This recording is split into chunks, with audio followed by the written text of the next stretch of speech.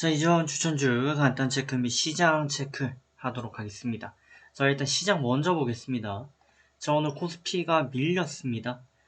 재차 말씀드리지만 일본 기준 이제 302평이 주된 지지 포인트였는데 이게 한번 밀리고 나서부터는 이거 밀고 내려가는 게 그렇게 어려운 게 아닌 게 됐어요. 그래서 뭐 일각에서 이제 3000 저항 뭐 돌파 마감했다, 이탈 마감했다라고 하는데 이게 좀 의미가 없이 이어지고 있다라고 봐야 될 것 같습니다. 자, 다만 이제 중장기 관점에서 바닥권을 오래 기어가고 있죠. 그러니까 저희가 보통 이제 주식이랑 단순 비교할 순 없지만 그래도 비교를 좀 해보자면 주식들에서 나타나는 패턴이 이런 패턴이 있습니다. 급등을 했다가 어느 정도 이렇게 기다가 그냥 이렇게 빠져버리면 이건 뭐 그냥 그러려니. 근데 그게 아니고 최근에 나왔던 이런 패턴들처럼 이런 식으로 그냥 유지가 되어 버린다는 거죠. 그러니까 여기서 빠질 듯 하면서 빠지지 않고 이렇게 유지가 되죠. 이런 패턴들은 이제 상승 계단세로 이렇게 올라가는 케이스가 굉장히 많이 있습니다. 그러니까 이런 현상이 왜 나타나냐? 매수세가 유입이 계속 받침이 되는 거죠.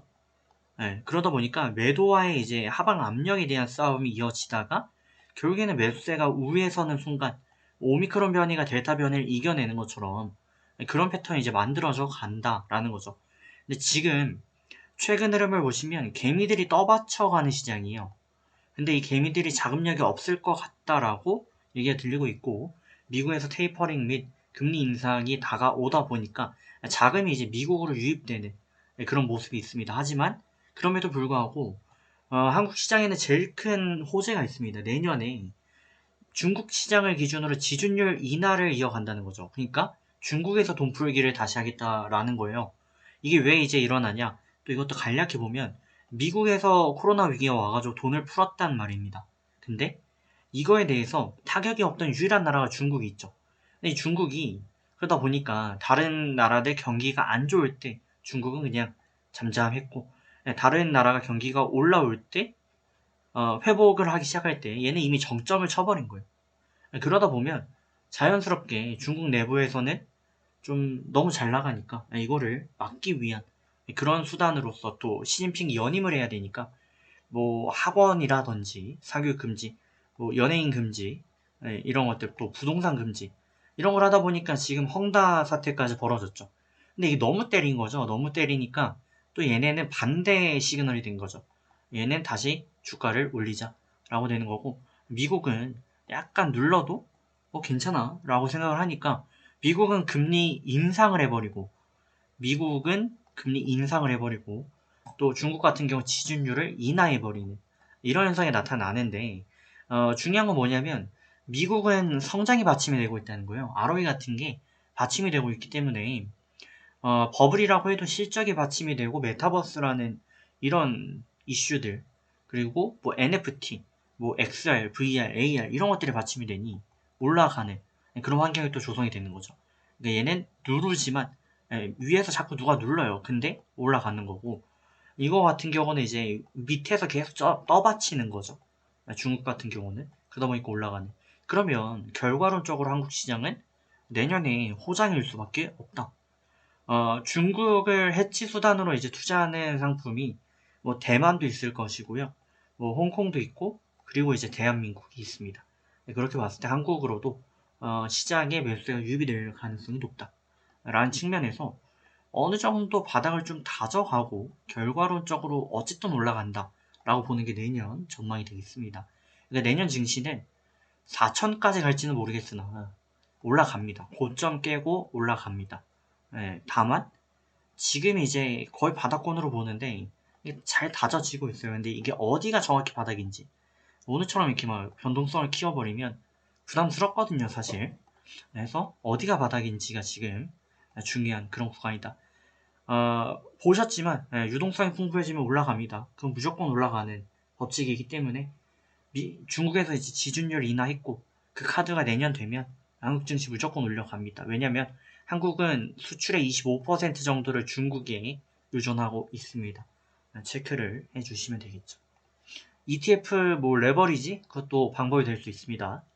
자, 그러면 저희 종목들 체크합니다. 자, 종목들은 안 좋아요. 아무래도 뭐 이렇다 할 만한 이슈 없이 흐르는 장이 나타나다 보니 안 좋은데 이 속에서도 이제 가는 거 있습니다. 일단은 현우산업도 유지가 되고요. 나이백도 홀딩, 다 홀딩입니다. 자, 썬데이 토즈가 49,000원까지 이제 반등이 나와줬죠. 그래서 썬데이 토즈가 25%까지 올라왔고요. 바디텍 매드가 또 기본차 입건 도달하지 못했습니다. 그리고 제주은행이 올랐습니다. 네, 해서 이 두 가지만 빼도록 하겠습니다. 자, 까뮤이엔씨도 못 갔죠. 네, 홀딩 유지합니다. 무료 추천을 제가 계속 드리긴 하지만, 네, 재차 말씀드리지만, 레버리지 가시는 것도 좋은 생각이다. 말씀드리고, 대세 하락장이 시작이 될 거기 때문에, 인버스 가야 된다. 그거는 진짜 맞지 않습니다. 여기에 대해 제가 한 가지 확실하게 말씀드릴 수 있는 게, 인버스는 항상 높게 되어 있어요. 그 장기로 갈 거면, 인버스는 절대 손에 묻히시면 안 돼요. 자, 길게 보면 항상 녹습니다. 이거는 변동성이 이어지면서 결과론적으로 이제 인버스 같은 경우는 녹는 구조예요. 그러니까 경제와 물가는 인플레이션까지 나타나는 와중에 성장하지 아니할 수가 없죠. 그러다 보면 자연스럽게 인버스는 녹을 수밖에 없어요. 장기로 가면 무조건 녹습니다. 네, 그렇기 때문에 지금 인버스 들어가가지고 한탕 하겠다. 이거는 좀 지양하셔야 된다. 이 생각을 15년도, 17년도, 18년도 안 하신 분들이 없어요. 하지만 결과론적으로 높습니다. 반대로 이제 코덱스 레버리지로 볼까요? 반드시 오릅니다. 얘는 장기적으로 가면 반드시 올라요. 그렇기 때문에 차라리 레버리지가 낫다. 특히 미국장 같은 경우는 더합니다. 그죠? 나스닥은 한때 1100이었는데 지금 16,000까지 갔죠. 네. 해서 참고해 주셔야 되고, 선물이 베이스로 되어 있는 ETF 상품들 같은 경우는 또 롤오버를 하게 되죠. 선물로 근월물과 이제 원월물을 이제 교체하는 그 시점이 오면은 또 문제가 생깁니다. 그렇기 때문에 참고를 좀 해주시면 좋을 것 같고, 저는 바로 추천으로 좀 뵙겠습니다.